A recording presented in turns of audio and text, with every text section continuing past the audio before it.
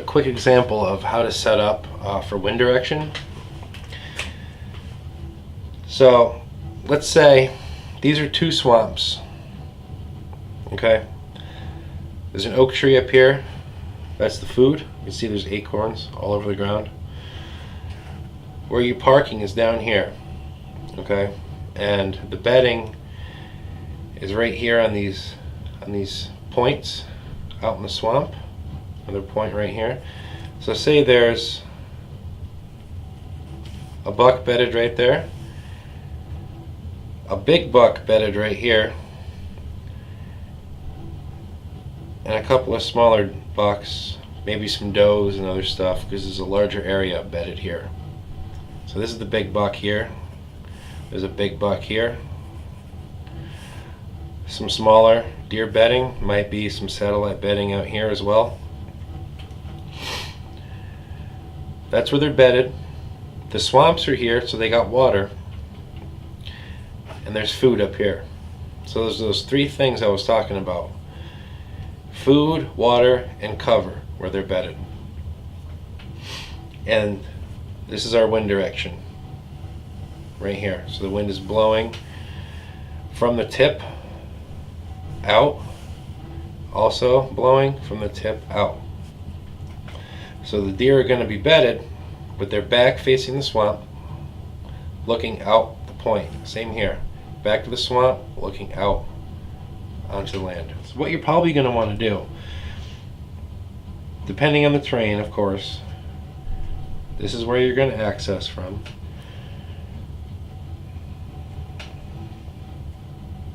And when you get to about this point, you're going to want to be careful.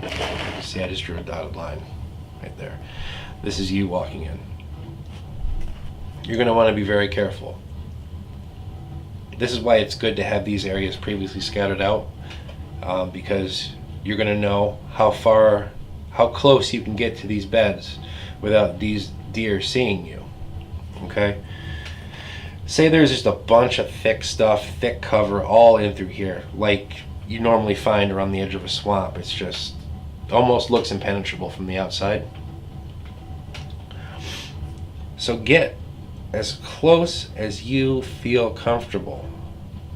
And if you bump the deer, it's not the end of the world. If you bump a couple of deer, say there's a couple of deer bedded over here or something, and you bump those deer, don't freak out, don't get upset and leave. It happens. You're gonna bump deer. It's gonna happen.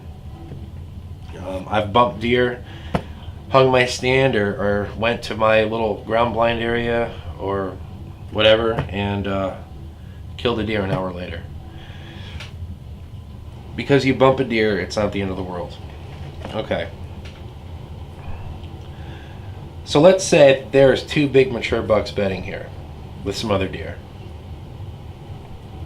If that was the case in close proximity like that, this area right in here, in this little choke point, is most likely going to have a bunch of big rubs on the trees. There's probably going to be a really big scrape on the ground as a scent post. So there's a big scrape there. There's a couple of trees that are just torn up, rubbed up, because these two big bucks are in competition with each other. These are the two mature bucks in the area, and they're going to be in competition over the does. When they come out of bedding, they're going to go and immediately check this signpost to see what the other buck has been doing, or to see if another buck has moved into the area, especially when you get to the rut, their breeding season. This is a great spot to hang a tree stand, right here. You're in between two bedding areas. These deer have to funnel out through here. Say there's deer trails that come out just like this. There's a deer trail that goes up, maybe it splits off this way, maybe another one comes around like this, and another one that goes directly to the food. Same thing with this. There could be multiple trails coming out of the bedding area. You know, it doesn't have to just be one. And they could split off and branch off and do all kinds of weird stuff, depending on how the deer move. But these are the deer trails. 2 main trails coming out going to the signposts, and 1 main trail leaving the signpost. This is an ideal situation. This is a really good situation to be in. If you find something like this, and as long as there's not like 10 tree stands around here, you're good. As long as you know you can make it up, we'll say you're going to want to be 20 yards from this signpost. There's a big rub here, here, and here. There's a big old scrape on the ground right here. As long as you know you can get 20, 30 yards. If you're a new hunter, 20 yards is a safe bet. You can probably make a 20-yard shot with a compound bow and be fairly accurate. I would set a tree stand up right here.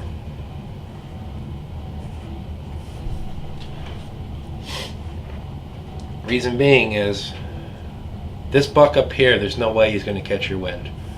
The wind is coming straight down here. If you're set up right here and he comes out of that bed and comes up to that signpost to leave his scent and to check what other deer are in the area, that's going to distract him. You're going to be able to draw back and get a shot.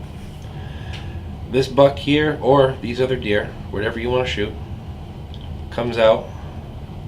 You say like 1 deer comes out, goes over here, another deer, and then you get 2 or 3 deer that come down this trail. These deer also will not smell you. It's going to be close when they get right here because the wind's coming in this direction and you're sitting right here where that X is. This is what they call being just off wind. You're not downwind. If the trail looped down here and went up, this would not be a good spot. But since the trail comes up, you're going to be just off wind because the wind is going to be coming and it's going to be taking your scent this way, and the deer are going to be just missing your scent. And what they're going to do is they're going to both going to come up here, they're going to check out all the sign, they're going to make some rubs and scrapes and eventually move off and go eat some acorns or whatever that food source may be in your area and hunt this spot. I wouldn't recommend going in here and leaving a stand because this kind of a situation you don't want to go into a lot. You don't want to go in here day after day. You don't want to hang a trail camera and go in there every week and check that trail camera, because what are you going to be doing? You're going to be leaving your scent down. And the wind direction is not always going to be like this. The wind direction could be opposite. It could be coming this way. It could be dropping down from the north. Yeah, I mean, this would also probably be a good setup if the wind was out of this direction as well, or straight down. But you don't want to hunt this, we'll say, north, east, west, south. You don't want to hunt this in the south wind. You don't want to hunt this in really a west wind or an east wind. You want to hunt this spot either if it's a north wind, northeast, or northwest wind. But hopefully this wasn't too confusing. I mean, this seems really, really straightforward and basic to me, but if you guys have any questions about this, please let me know. Every situation is not going to be set up like this. There might only be one bedding area right here, in which case you just eliminate this whole side of it right here. Just take this all right out of the equation and you just got that one bedding area that you're working with, or vice versa.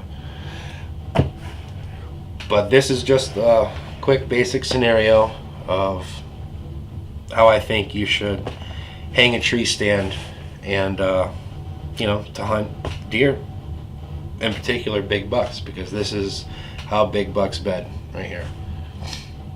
All right, hopefully this was helpful. Like I said, if you have any questions, let me know.